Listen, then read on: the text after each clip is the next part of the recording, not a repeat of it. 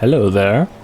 I've been driving with a SimMagic M10 direct drive wheelbase for just over a year now. Before that I was driving with a Logitech G920, which is the same as a G29, but back then I was really comfortable with that G920 and I could make pretty good use out of it. That was back when I did most of my track guides, and when I moved on to my direct drive wheel it took me quite a while to get used to it, but after a couple weeks it became a little bit more natural to me. I've also been using the Fanatec Club Sport V3 pedals for a couple of years now, which is also a pretty big step forward from those Logitech pedals. With the Fanatec's I'm pushing a lot harder than I would be with the Logitech pedals. My initial impressions with the direct drive wheel were not actually so spectacular, and after some time I didn't really think too much about the difference in feel of the two wheels. But recently I picked up a Logitech G29 wheel, which is right in front of me here, so that I could use it for Gran Turismo 7 when it releases later next week. And wow, what a shock! The first thing that I found when I jumped into a session with this setup was that my braking was all over the place, and I could not feel the brakes at all well. Not like I used to with the Fanatec pedals. Next I discovered that I was horrible at controlling cars, and that's because I couldn't feel what the car was doing anymore. And there was this really weird area of dead zone in the force feedback where the car was not giving me any information.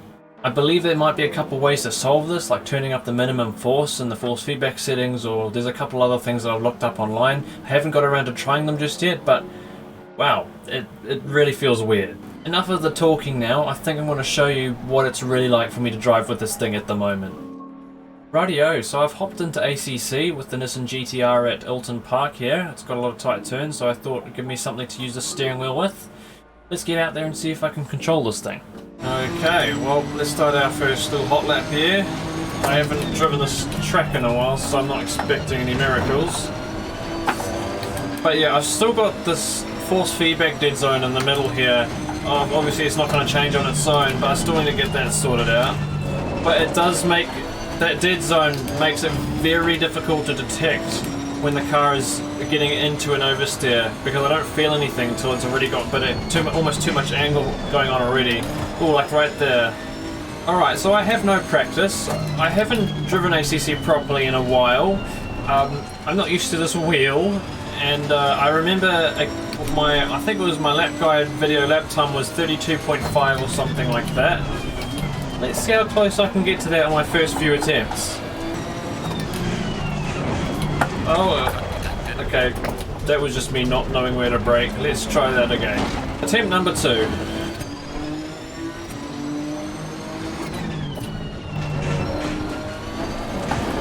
Oh man, it's so hard to feel the oversteer when it comes in.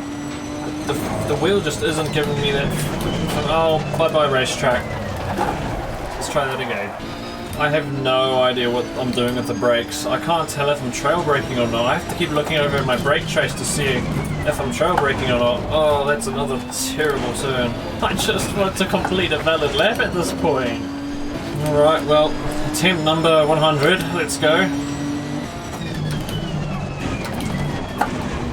Oh man, you really can't use curbs in ACC, can you?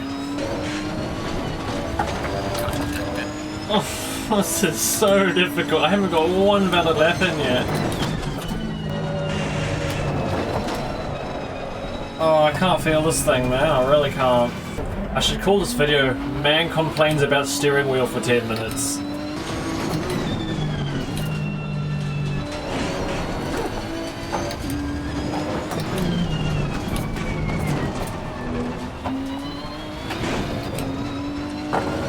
Oh yeah, this is looking like a better one. Oh my goodness, I've finally done it. I've done a valid lap at Ilton Park, and I've done a 34.8, which is like quite far off of that time I did for my track guide. I don't care, I don't want to keep doing this, I hate this feels horrible. I'm done. Just before I move on, I did try the minimum force settings. I went from 0 all the way to max, and it didn't make much difference. If anything, maybe a tiny little bit of help, but it didn't do much to that dead zone of force feedback that I've had. And suddenly we're in iRacing, and now I'm going to drive the same track with a similar car, the BMW M4 GT3, and I'm going to see how this feels. This wheel still has that annoying dead zone force feedback in the middle, or even on iRacing. I wonder if that's something I need to change in the Logitech settings itself. If any of you out there use the Logitech wheels and you've had this problem, if you fixed it, could you please let me know in the comments, because I'd like to know. I mean, I've done a little bit of searching online, but I don't know yet, so I obviously haven't fixed the problem, so I'd love to know if any of you have fixed this issue. Alright, now let's see what my first lap here on iRacing's like. I'm actually already quite comfortable with this compared to ACC. It's a lot smoother, and it's a typical thing with iRacing. Everything's smooth. Your driving starts to be smooth, the tracks are really smooth, there's not a whole lot of bumpiness.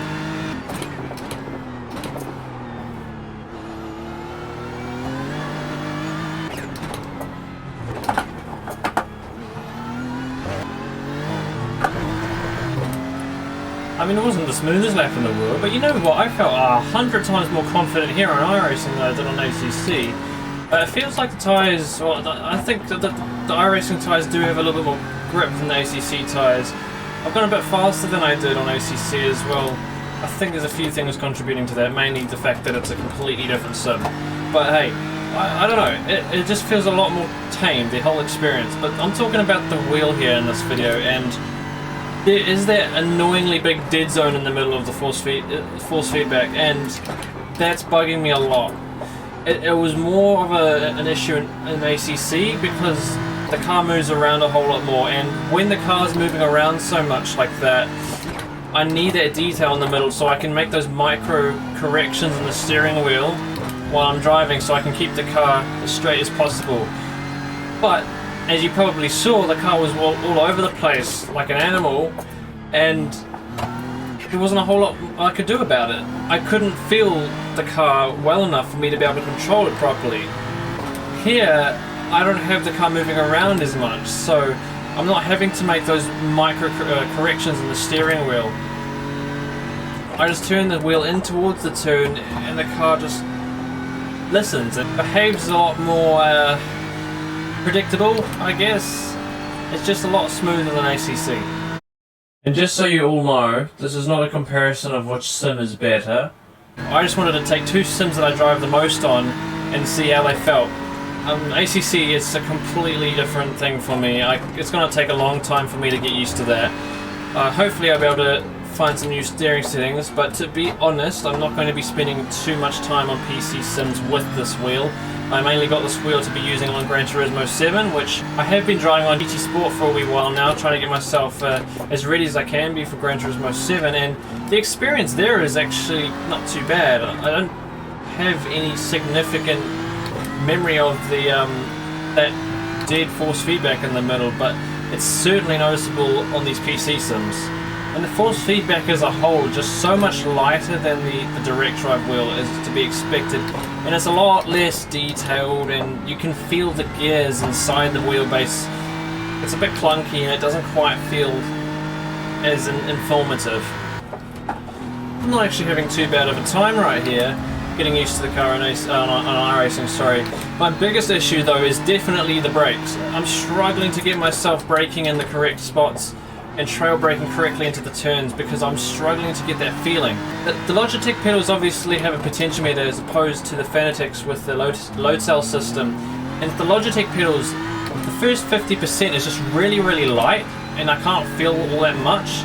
And then the next 50% there's a bit of a rubber stop on the other side which you squish with your foot.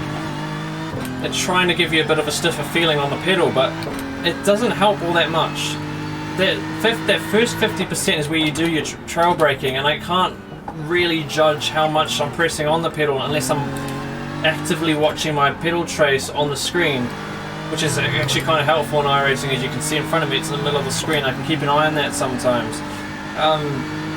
And I'm also noticing that my throttle's flicking around a little bit. It's not quite reaching 100%, so that might be costing me a little bit of lap time here and there. That's another problem with these Logitech pedals, is they do tend to stick sometimes, and sometimes not just stick, but they flick around and they don't give you accurate inputs. So from time to time you do need to spray them with electronic cleaner to help keep them from sticking like that. Anyway, you're probably getting sick of me complaining about all this, and honestly I'm getting a little bit sick of driving it. It's not too bad on iRacing, I'm finding it a lot smoother and easier to get used to. But no, I'm struggling with the brakes, and that dead force feedback in the middle is really I'm struggling with. But apart from that, the general detail on the force feedback is very weak. It's enough for me to know what the car is doing most of the time, but it's the little stuff where the car's moving around that I struggle to feel. And if you're using a Logitech wheel and you're thinking about going to direct drive, go for it. It's going to help you feel the car a lot better. But I would almost recommend that you go for a new set of pedals before getting a direct drive wheel. The braking is such an important thing with racing, and getting the braking correct will get you a lot of lap time.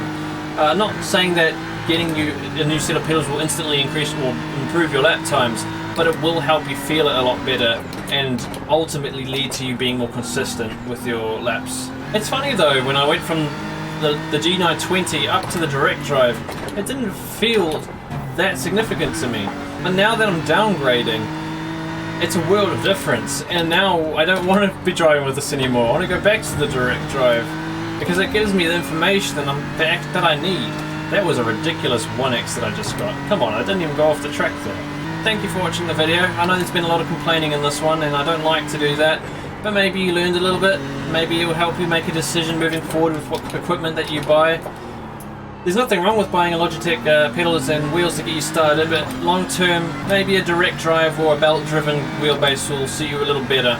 If you are interested in Gran Turismo 7, keep an eye on this channel later this week. I'll be going live as soon as it releases, and with me being in New Zealand, I believe we get first access to it, I think, at midnight and on the 4th of March here in New Zealand. So keep an eye out for it, and hopefully we'll have a bit of fun. So thank you all for watching, and I'll see you very